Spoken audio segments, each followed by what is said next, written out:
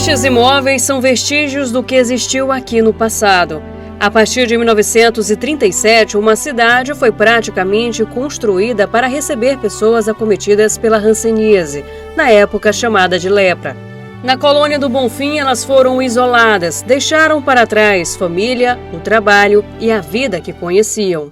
A localização foi estratégica, um local distante do centro de São Luís e de difícil acesso. Apenas se podia chegar aqui por meio de embarcações.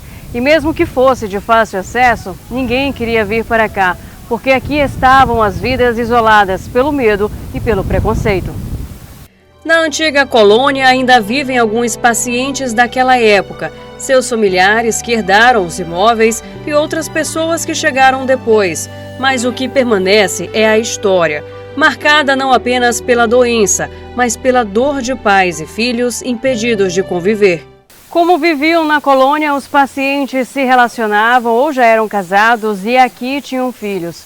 Mas quando nasciam, os bebês eram afastados de seus pais e levados para um educandário, se tornando órfãos de pais vivos. Muitos passaram anos sem ter o privilégio de estar em família. A parteira era sadia. Pai e mãe não tinham o menor contato com o bebê. Quando esse bebê era extraído do útero da mãe, esse bebê era levado incontinente para o educandário Santo Antônio. Já tinha um papelzinho com o nome que ele tinha que ser batizado, e ia lá para o educandário Santo Antônio. Foi assim com seu Flávio. Nascido na colônia, foi levado ao educandário logo após o parto e só reencontrou os pais aos 16 anos. Tanto o pai quanto a mãe de Flávio tinham hanseníase.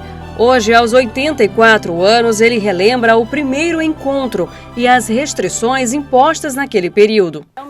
A gente veio visitar aqui, nessa idade, eles organizaram uma caravana lá para visitar os pais, aqui lá no educandário Santo Antônio.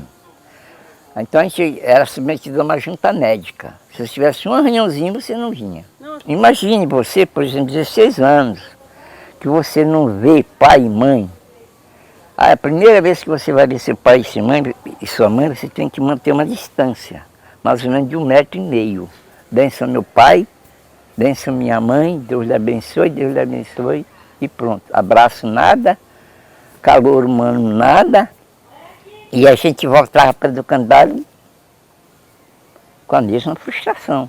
O isolamento foi determinado pelo governo estadual na década de 1930 e durou cerca de 40 anos.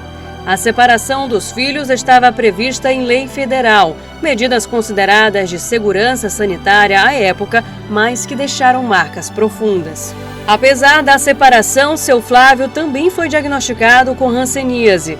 Em 1962, aos 16 anos, voltou à colônia para tratamento. Teve sequelas permanentes, mas hoje é considerado curado e continua morando no local.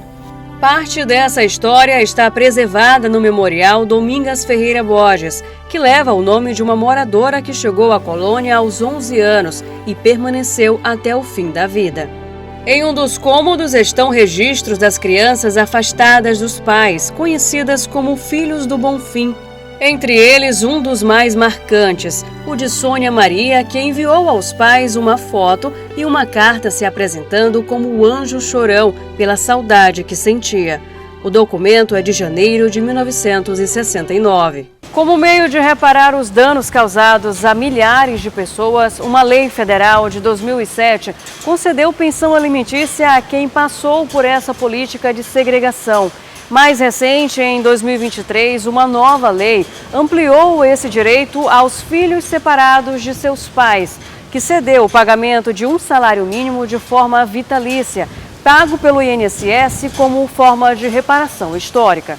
E essa lei acaba por ser uma reparação histórica com as pessoas com hanseníase e reconhecem também a violação de direitos humanos, a desestruturação familiar, econômica, financeira, social, psicológica, emocional de todas essas partes envolvidas. No Memorial da Colônia do Bonfim estão reunidos dossiês com documentos de moradores que viveram essa realidade. O objetivo é identificar e assegurar o direito à reparação para quem ainda não foi contemplado. Muitos seguem aguardando o reconhecimento. Atualmente, o local ainda abriga o Hospital Aquiles Lisboa, referência no tratamento de hanseníase no estado. Ao redor permanecem casas, capela e igreja que ofereceram amparo espiritual a quem enfrentou décadas de incertezas e separações. A colônia do Bonfim mudou de nome, mas as paredes que resistem guardam lembranças de famílias interrompidas e de crianças privadas do convívio familiar.